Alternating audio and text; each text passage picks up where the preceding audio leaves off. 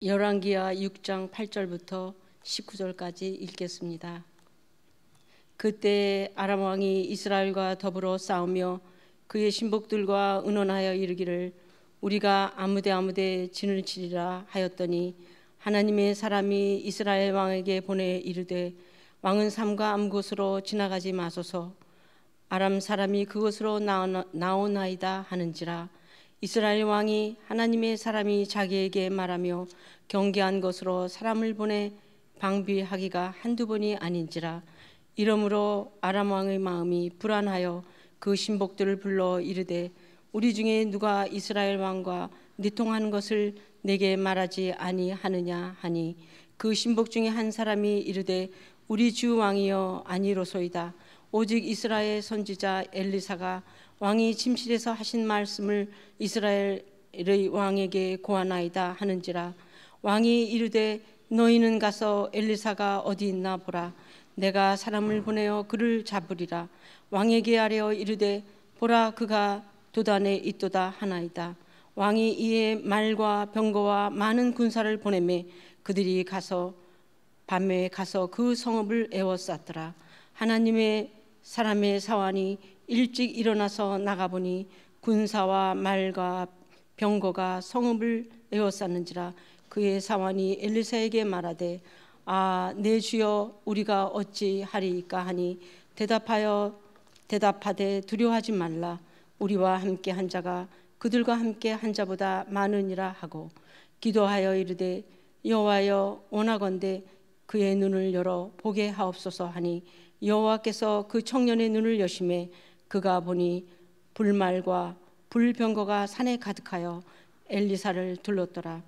아람 사람이 엘리사에게 내려오매 엘리사가 여호와께 기도하여 이르되 원하건대 저 무리의 눈을 어둡게 하옵소서 하매 엘리사의 말대로 그들의 눈을 어둡게 하신지라. 엘리사가 그들에게 이르되 이는 그 길이 아니요 이는 그 성읍도 아니니 나를 따라오라. 내가 너희를 인도하여 너희가 찾는 사람에게로 나아가리라 하고 그들을 인도하여 사마리아에 이르니라. 아멘. 여러분 반갑습니다. 저는 이번 주일만 이 본문으로 5번의 설교를 하고 있습니다. 새벽 기도에 3번, 주일 설교의 2번째입니다. 그런데 이 5번의 설교의 내용이 똑같지 않고 다 다릅니다.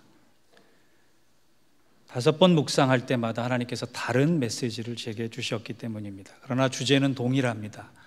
하나된 주제를 주셨는데 그것이 뭐냐? 기도입니다. 여러분, 기도라고 하는 것은 하나님이 친히 길을 내시기 위해서 우리에게 주신 은혜의 수단이에요. 인생의 길은 내가 내는 것 같지만 결코 그렇지 않습니다. 기도할 때 하나님께서 원하시는 길들이, 하나님께서 만드시는 길들이, 하나님께서 친히 열어가시는 길들이 열리도록 만들어 놓으신 겁니다. 오늘 기도 행전을 써내려가는 우리 믿음의 공동체 위에 기도의 영과 기도의 복이 충만하게 임하시기를 주의 이름으로 축원합니다. 본문에 등장하는 중심 인물은 엘리사입니다. 엘리사는 우리가 생각하는데 갑절이라는 단어와 연결되는 인물이에요. 스승 엘리야가 승천하기 전에 제자 엘리사에게 이렇게 얘기합니다. 내가 내게 어떻게 할 것을 구하라. 그랬더니 기다렸다든지 엘리사가 이렇게 얘기합니다. 당신의 영감이 갑절이나 내게 있기를 원하나이다. 그래서 우리는 엘리사 하면 2배의 능력을 받은 사람이라고 생각을 합니다. 그런데 여러분 잘 아셔야 될 게 있어요. 갑절의 영감을 받은 능력의 사람이 된 엘리사가 중요한 것이 아니라 갑절의 영감을 받은 엘리사가 그 갑절의 영감을 어떻게 사용했는지, 어디에 사용했는지, 어떻게 일하고 있는지, 그것이 더 중요한 것이. 지금 엘리사와 이스라엘에 큰 문제 하나가 생겼습니다. 엘리사가 살고 있는 도단성에 아람 왕이 군대를 보내서 포위하게 됐는데 이유는 엘리사 한 사람을 잡기 위해서예요. 도단성은 넓은 평지입니다. 계곡이 없고 평지 안에 있기 때문에 쉽게 침입이 용이한 땅입니다. 그런데 아람 왕이 엘리사 한 사람을 잡기 위해서 군사를 보냈는데 14절에 보니까 그냥 군사를 보는 게 아니라 많은 군사를 보냈다 그랬어요. 엘리사 한 사람을 잡기 위해서 아람 왕이 그 많은 군사를 동원하는 이유는 다른 바가 아닙니다.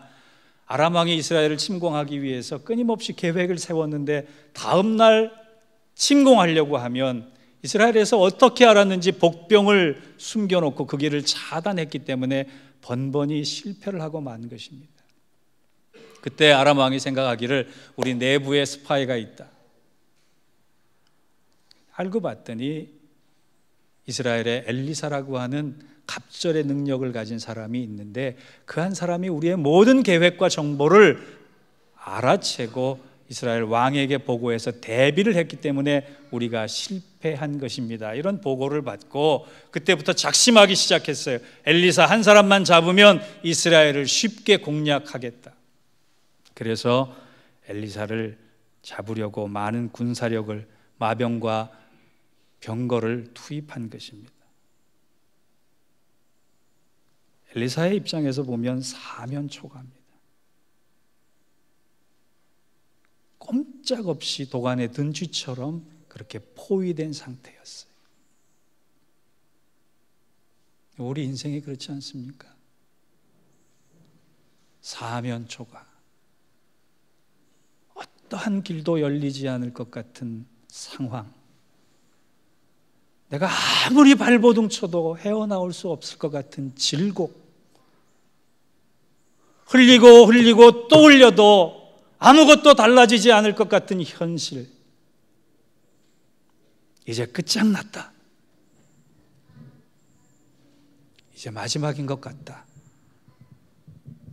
이런 마음이 우리 안에 들 때 엘리사가 무엇을 했느냐, 갑절의 영감으로 무엇을 했느냐, 그것을 오늘 본문은 우리에게 교훈해 주고 있습니다.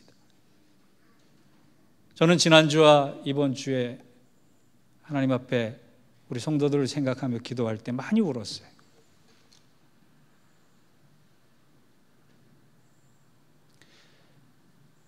한 집사님이 교회에 오래 출석을 못하셔서 통화를 하는 중에 집사님 교회에서 뵙지요. 목사님 비즈니스가 너무 안 돼서 제가 주일날 일하지 않으면 안 될 것 같아서 못 나가고 있습니다. 아무것도 도와줄 수가 없는 그 목사의 마음에 큰 탄식이 나오면서 하나님이 절망할 수밖에 없는 상황을 어찌해야 합니까? 그때 하나님이 제게 이 본문을 주셨어요.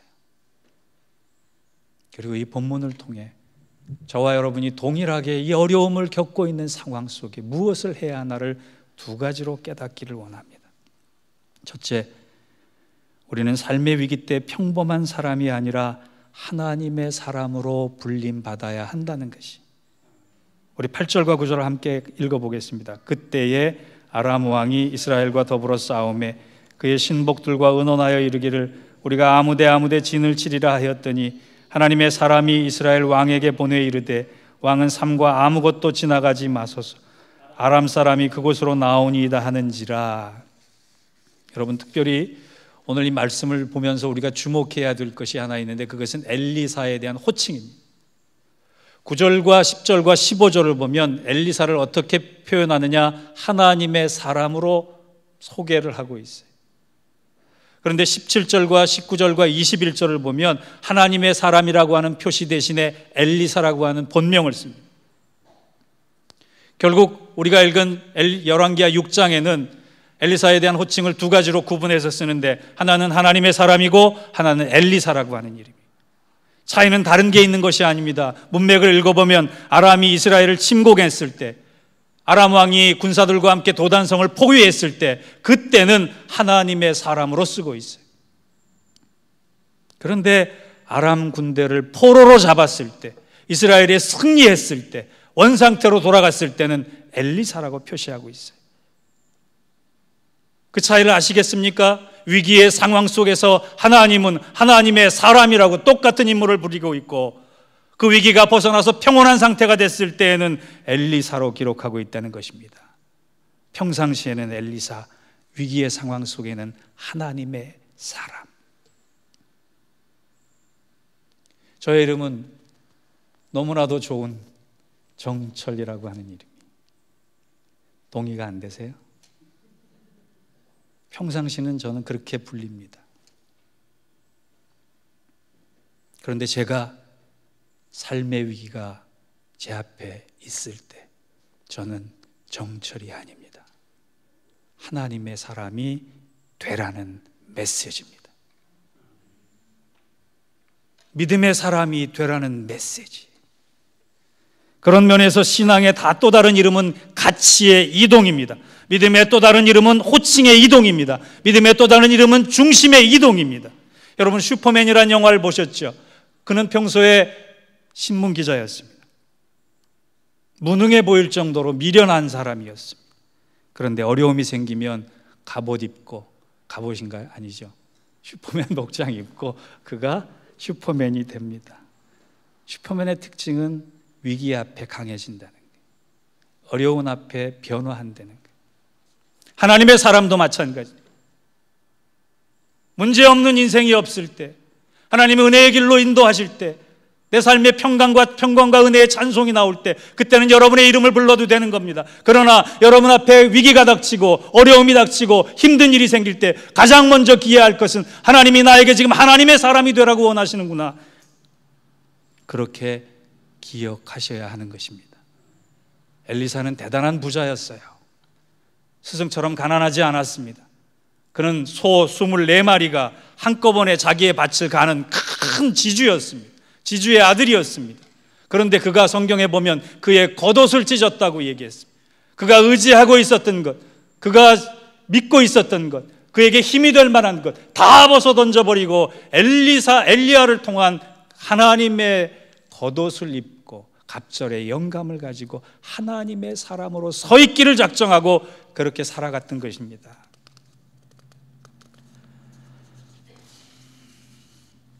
호세아 6장 3절을 보면 이런 말씀이 있어요. 여호와를 힘써하라.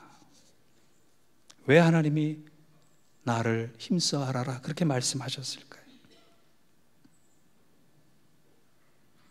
하나님을 정확히 알 때 힘이 생기고, 하나님을 정확히 알 때 소망이 생기고, 하나님을 정확히 알 때 위로가 생기고, 그 위로를 통해 내가 하나님의 입장에서 하나님께서 주시는 손길로, 하나님께서 주시는 능력으로 하나님의 사람으로 서 있으라고 나를 힘써 알라 그러신 거예요.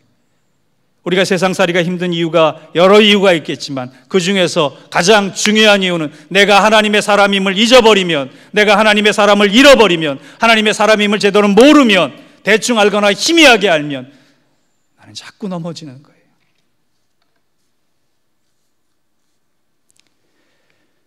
제가 지난 주간 새벽 기도 드리면서 오가는 길에 찬송을 이렇게 불렀습니다. 예수도 알기 원함은 크고도 넓은 은혜라, 대속해 주신 사랑을 간절히 알기 원하네.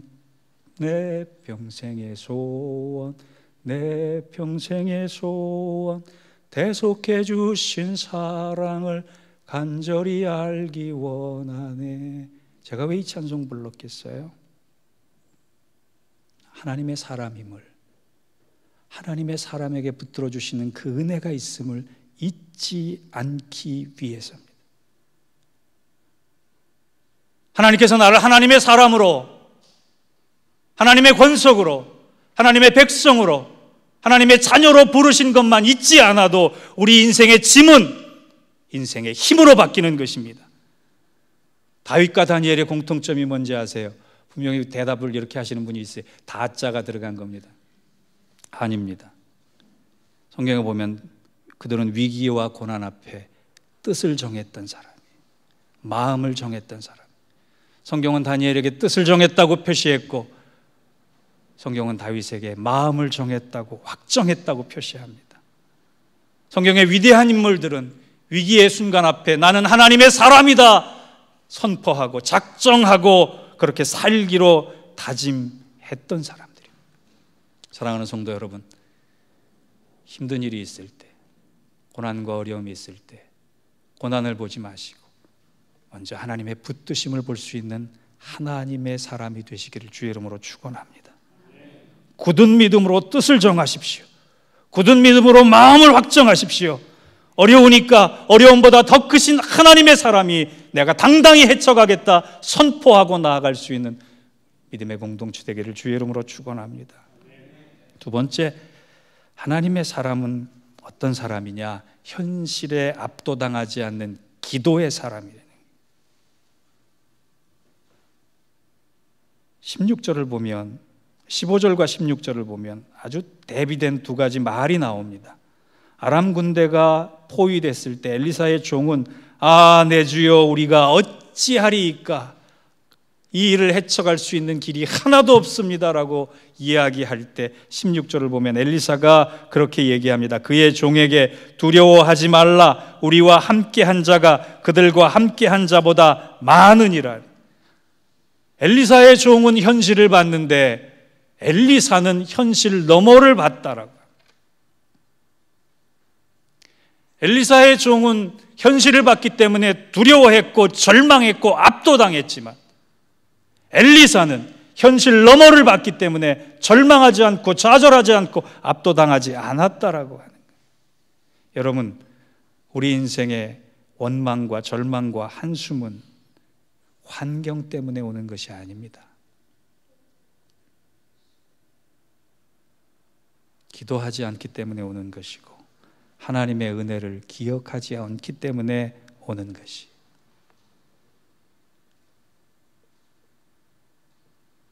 감당할 수 없는 순간이 다가왔을 때 그 순간을 보지 마시고 그 전에 내가 하나님에 의해서 어떠한 위기를 통해 승리로 일궈 가셨는가, 하나님의 손길을 다시 한번 떠올리시기 바랍니다. 교회 다닐 때 가끔 내가 교회 잘못 나왔나 그럴 때가 있어요. 내가 목사님 잘못 만났나.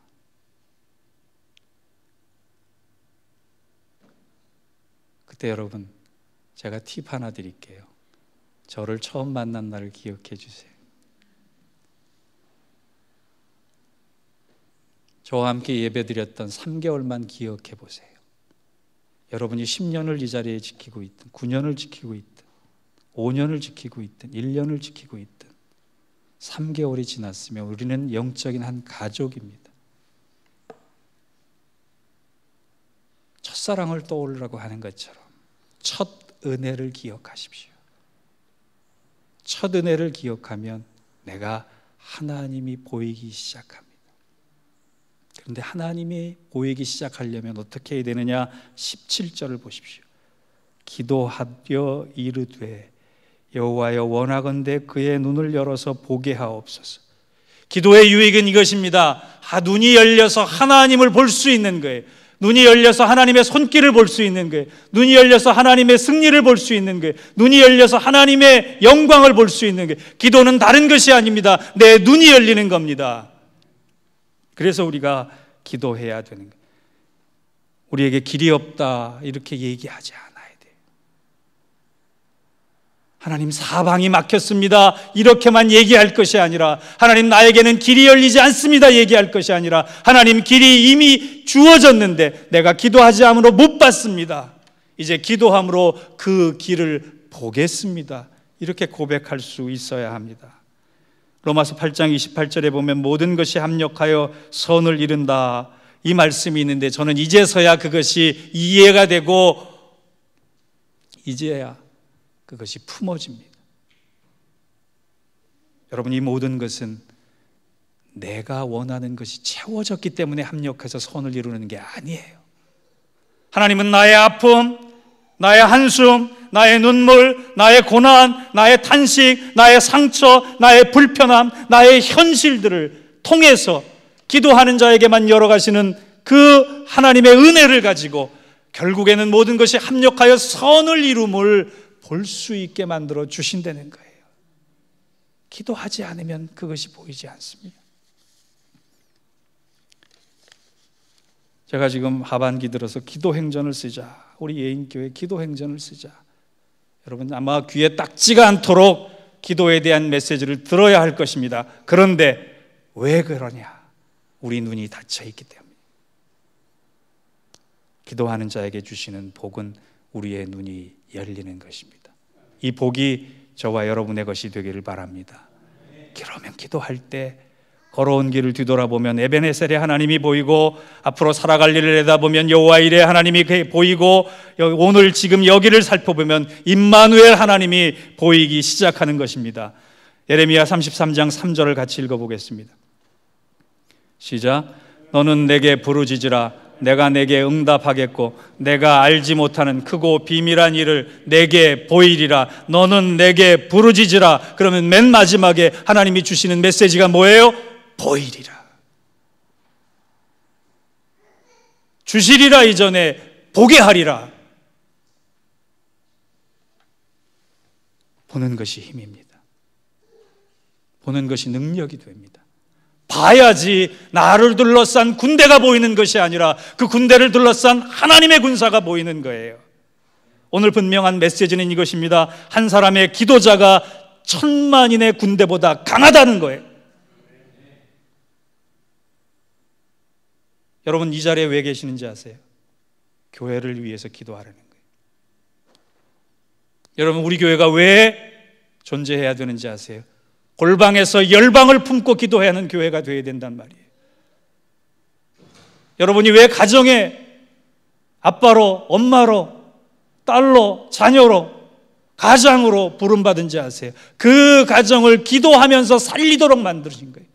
그 기도하는 한 사람이 저와 여러분이 될 때 하나님은 그 한 사람을 통해서 가정을 살리고 교회를 살리고 세상을 살릴 수 있는 일을 만들어 가실 것입니다. 올 한 주간 순간순간 기도하십시오.